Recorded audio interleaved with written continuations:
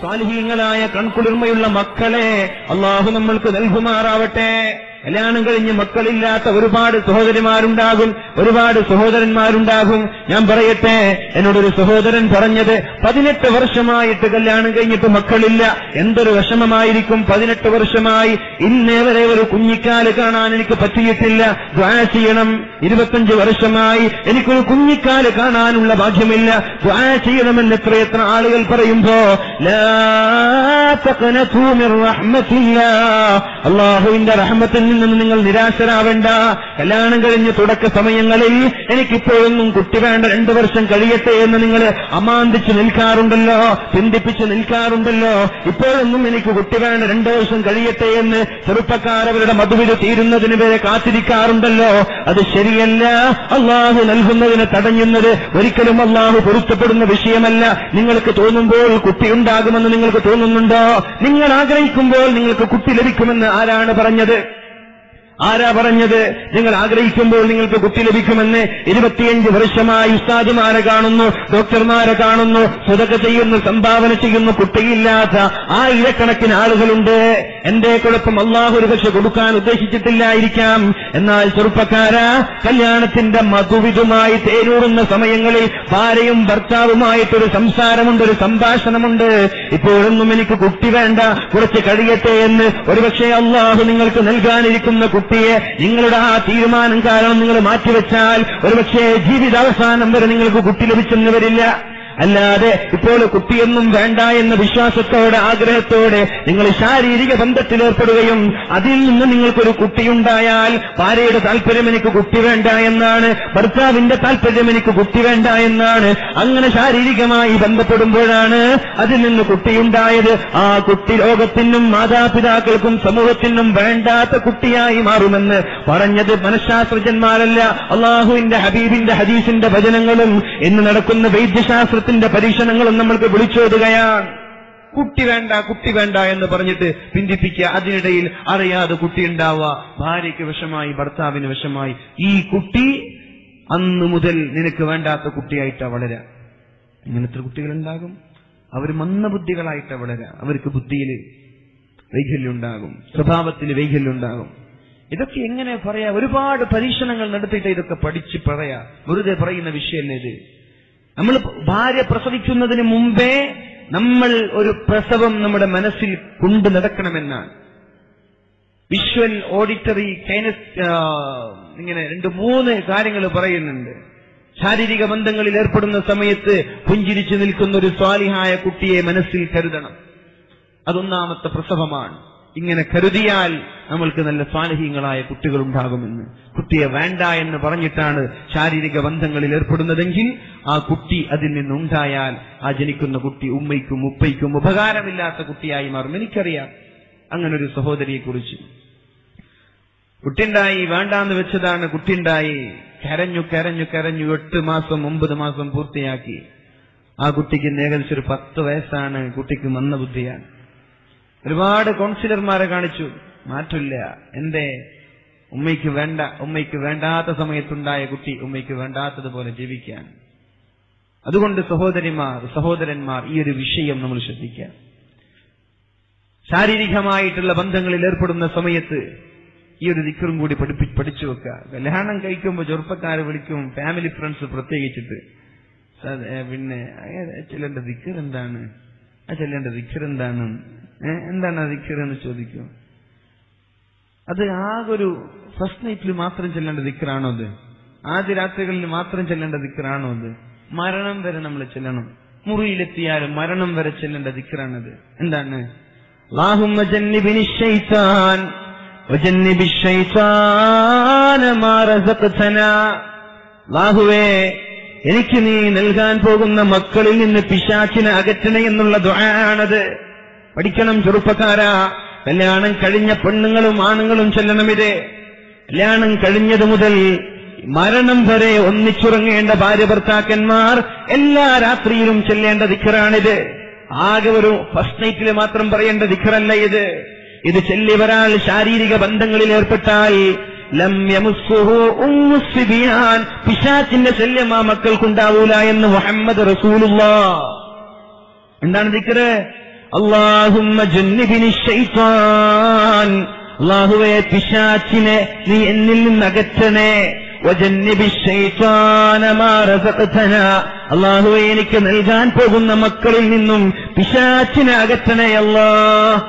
എല്ലാവരും ചൊല്ലണം ഈ ദിക്ർ, എല്ലാ രാത്രികളിലും ചൊല്ലണം. വുളൂ ചെയ്തുകൊണ്ട് പല്ല് തേച്ചുകൊണ്ട് മുറിയിലേക്ക് വരണം.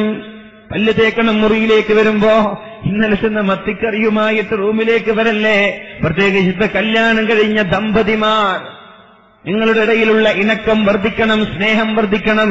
അതിനൊരു ഉപകരണമാണ് സുഗന്ധമെന്നുള്ളത്. സുഗന്ധം പൂശണം. ഉറങ്ങുന്ന ബെഡ്റൂമിൽ സുഗന്ധമുണ്ടാവണം. വീടിന്റെ ബെഡിന്റെ വിരിപ്പിൽ സുഗന്ധമുണ്ടാവണം. തലയണയിൽ സുഗന്ധം പൂശണം. ആകെ ഒരു കല്യാണമെന്ന് കേൾക്കുമ്പോഴേക്കും കുളിച്ച് അണിഞ്ഞ് ചമഞ്ഞൊരുങ്ങി സുഗന്ധം പൂശി പുറത്തിറങ്ങുന്ന പെണ്ണെ, അള്ളാഹുവിന് ഇഷ്ടമില്ലാത്ത വിഷയമാണത്. നാട്ടുകാർക്കല്ല നിന്റെ സൗന്ദര്യം നീ പ്രകടിപ്പിക്കേണ്ടത്. നാട്ടുകാരുടെ മുമ്പിലല്ല നീ അണിഞ്ഞൊരുങ്ങേണ്ടത്. നാട്ടുകാരുടെ മുമ്പിലല്ല നീ ചമയേണ്ടത്. നിന്റെ ഭർത്താവിന്റെ മുമ്പിലാണ്. രാത്രി സമയങ്ങളിൽ മനോഹരമായി വുളൂ ചെയ്ത് പല്ല് തേച്ചു ബെഡ്റൂം മനോഹരമാക്കി നല്ല മനോഹരമായ വസ്ത്രങ്ങൾ ധരിച്ചുകൊണ്ട് സെന്റ് തേച്ച് അത്തർ പൂശി കിടന്നുറങ്ങിയാൽ നിന്റെ ദാമ്പത്യ ജീവിതം പരിമളമാണ്, സുഗന്ധപൂരിതമാണ്. ചെയ്തുകൂടെ? എന്തിനാണ് പുറത്തിറങ്ങുമ്പോൾ മാത്രം ഒരു ചമഞ്ഞൊരുങ്ങൽ? ആര് കാണാൻ വേണ്ടിയിട്ടാണ് ഇതൊക്കെ? നിന്റെ ഭർത്താവ് വീട്ടിലാണ്, നിന്റെ ഉമ്മ വീട്ടിലാണ്, നിന്റെ ആങ്ങളമാര് വീട്ടിലാണ്, നിന്റെ സഹോദരിമാര് വീട്ടിലാണ്, നിന്റെ മക്കള് വീട്ടിലാണ്. പിന്നെ ആരെ കാണിക്കാനാണ് പുറത്തേക്ക് ഇറങ്ങുമ്പോൾ മാത്രമൊന്ന് ഭംഗിയാവുന്നത്? അല്ലേ? വീട്ടിലിരിക്കുമ്പോ ഒരു കീറിപ്പറിഞ്ഞ ഒരു നെയ്റ്റി, പുക പൊടിച്ചൊരു നെയ്റ്റി ചുളിഞ്ഞൊരു ഇസ്തിരിട്ടൊരു കാലങ്ങളായിട്ടുണ്ടാവും. മീന് മുറിച്ചാ പറിച്ചാണ് പിന്നെ മീനിന്റെ സ്മെല്ലുണ്ടാവുന്നത്. വീട്ടിലിങ്ങനെയൊക്കെ മതി. പുറത്തിറങ്ങാന്ന് പറയാം. കല്യാണം ഉണ്ടെന്ന് പറഞ്ഞാലോ ഷോപ്പിംഗ് ഉണ്ടെന്ന് പറഞ്ഞാലോ പിന്നെ നിങ്ങൾ നിൽക്കണേ, എനിക്ക് ഞാനൊന്ന് ഒരുങ്ങട്ടെ. പാവം ഭർത്താവ് 5 മിനിറ്റ് എന്ന് പ്രതീക്ഷിച്ച് കാത്തിരിക്കും. അരമണിക്കൂർ കുളിക്കാൻ, അരമണിക്കൂർ ഡ്രസ്സ് ചെയ്യാൻ, 1 മണിക്കൂർ വെയിറ്റ് ചെയ്യണം. പിന്നെ മുഖം മിനിക്കാൻ വേണ്ടിയിട്ട് വേറെ അരമണിക്കൂർ. ഫൗണ്ടേഷൻ വേറെ, ഫെയർലോലി വേറെ, പൗഡർ വേറെ, ഐലൈനർ വേറെ, ലിപ്സ്റ്റിക് വേറെ. ഇതൊക്കെ പുറത്തിറങ്ങുമ്പോൾ എന്തിനാണ് പെണ്ണിന് ഇതൊക്കെ ചെയ്യുന്നത്? ആരെ കാണിക്കാനാ? നിന്റെ സൗന്ദര്യം കാണിക്കുന്നത് ഭർത്താവിന്റെ മുമ്പിലല്ലേ? പിന്നെ എന്തിനിത്? ആർക്ക് വേണ്ടി? അതാണ് അറിയാത്തത്. കല്യാണം കഴിഞ്ഞാൽ പിന്നെ മുഖമൊക്കെ മറച്ച് നടന്നൂടെ? കല്യാണം കഴിഞ്ഞതിന് മുമ്പേ നടക്കണം, കല്യാണം കഴിഞ്ഞാൽ മാത്രമല്ല. മുഖമൊക്കെ മറച്ച് ഹിജാബ് ധരിച്ച് മുഖം മറച്ച് നടന്നാല് ഈ പൗഡറിന്റെ ചെലവുണ്ടോ? ഈ ഫൗണ്ടേഷന്റെ ചെലവുണ്ടോ? ഈ ഐലൈനറുടെ ചെലവുണ്ടോ? ഇതൊന്നും ചെലവില്ലല്ലോ. മുഖം മറച്ച് പിന്നെ കണ്ണ് മാത്രം കാണിച്ച് മുഖം മറച്ച് നടന്നാൽ നിന്നെ ആരും ശ്രദ്ധിക്കൂല, നിനക്കൊരാളും നമ്പർ തരൂല, നിനക്കൊരാളും നിന്റെ പിന്നാലെ ഫോളോ ചെയ്യൂല, നിന്നെ ഒരാളും പീഡിപ്പിക്കാനും വരൂല. നീ നിന്റെ സൗന്ദര്യം നിന്റെ ഭർത്താവിന്റെ മുമ്പിൽ പ്രകടിപ്പിക്കുക. രാത്രി കിടന്നുറങ്ങാൻ വരുമ്പോ ഒന്ന് വുളൂ ചെയ്യാം. സുന്നത്താണ് വുളൂ ചെയ്യാം. വുളൂ ചെയ്തു പല്ല് തേച്ച് അല്ലാഹുവിന്റെ ഹബീബ് സല്ലല്ലാഹു അലൈഹി വസല്ലം ഉറങ്ങാൻ കിടക്കുമ്പോൾ പല്ല് തേക്കും. ആ ഒരു അറാക്ക് അല്ലാഹുവിന്റെ ഹബീബായ റസൂലുള്ളാഹി സല്ലല്ലാഹു അലൈഹി വസല്ലം തലയണയുടെ താഴെ വെക്കും. തലയണയുടെ താഴെ വെക്കും. എന്നിട്ട് രാവിലെ എണീറ്റാലേ ഭാര്യ എവിടെ ഫാത്തിമ കട്ടൻ ചായ എടുക്കുന്നല്ല പറയാ, ഉമ്മുകുൽസോ ചൂടുവെള്ളം കൊണ്ടുവരാന്നല്ല പറയാ.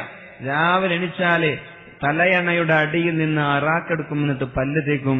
എന്നിട്ട് തന്റെ ഭാര്യ പത്നി ആയിഷയുടെ കയ്യിൽ കൊടുക്കും. ആയിഷ ഇത് കഴുകി വെക്കുക. ആയിഷ ബിബി കഴുകുന്നതിന് മുമ്പ് ആ ഒരു അറാക്കെടുത്തിട്ട് തന്റെ പല്ലും കൂടി തേക്കും. നമ്മളോ എങ്ങാനും ബാത്റൂമിൽ ചെന്നിട്ട് കരണ്ട് പോയി ഒരു ബ്രഷ് എടുത്തു, പേസ്റ്റ് ഇട്ട്, അപ്പോഴാണ് കരണ്ട് ഒന്ന്, പഠിച്ചോനെ ഇത് ഭർത്താവിന്റെ ബ്രഷാണല്ലോ, പഠിച്ചോനെ ഇത് ഇനിയിപ്പോ എന്താ ചെയ്യാ, തുടച്ചു പോയാ പിന്നെ ഛർദിക്കുകയും ചെയ്യാം. അങ്ങനെ ഒരു ബന്ധമാണ് നമ്മൾക്കിടയിലുള്ളത്. കരണ്ട് വന്നപ്പോഴാണ് ഭർത്താവിന്റെ ബ്രഷാണെന്ന് തിരിച്ചറിഞ്ഞത്. അങ്ങനെ ആവാൻ പാടില്ല. ഭാര്യ മഹദിയായ ആയിഷ ബീവി റളിയല്ലാഹു അൻഹ അള്ളാഹുവിന്റെ ഹബീബ് കഴുകാൻ കൊടുത്താല് ആ അറാക്ക് കൊണ്ട് തന്റെ പല്ലും തേച്ച് എന്നിട്ട് കഴുകി വെക്കുന്ന. അപ്പൊ ഏറ്റവും ദാമ്പത്യ ജീവിതത്തില് ഊഷ്മളമായ ബന്ധമുണ്ടാവാൻ ഏറ്റവും വിലപ്പെട്ടത് വൃത്തിയാണ്.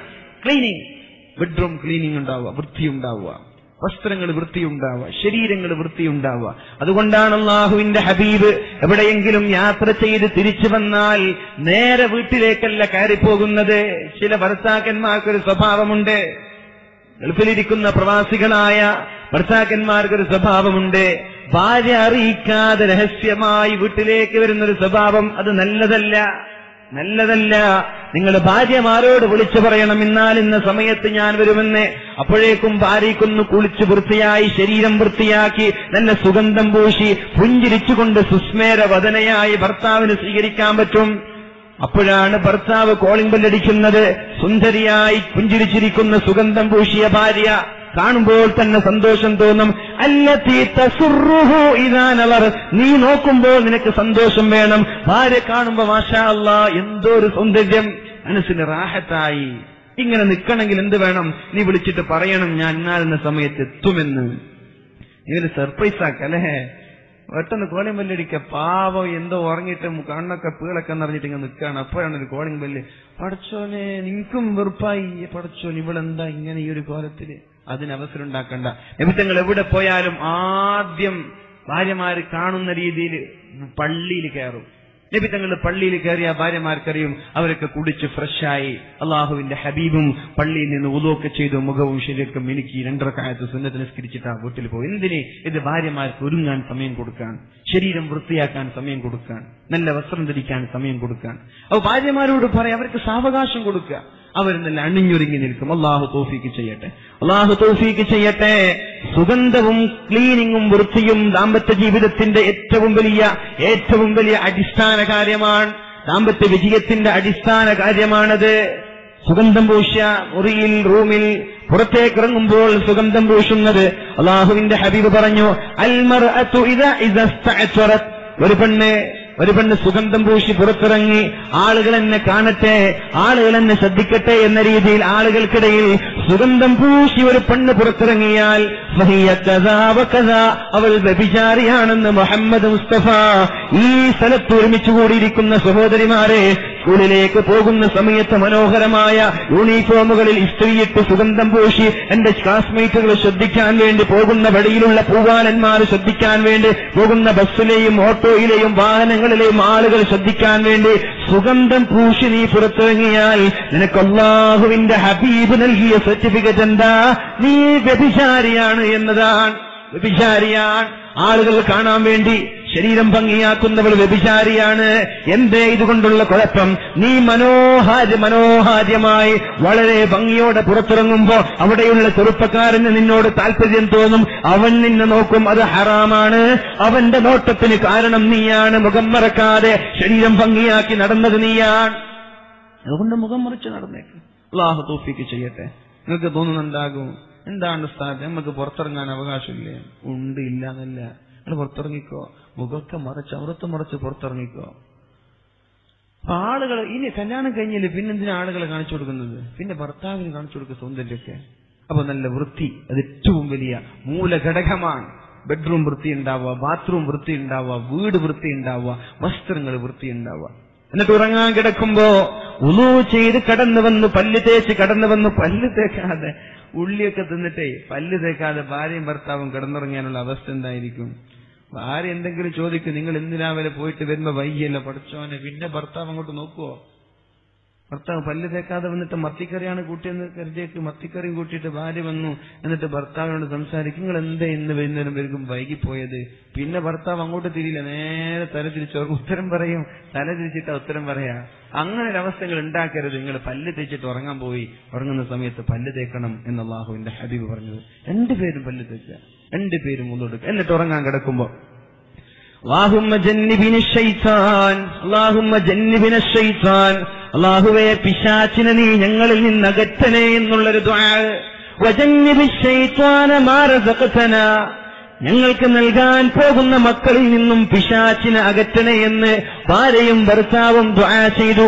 ഈ ദിക്ർ ചൊല്ലി ശാരീരിക ബന്ധങ്ങളിൽ ഏർപ്പെട്ടു.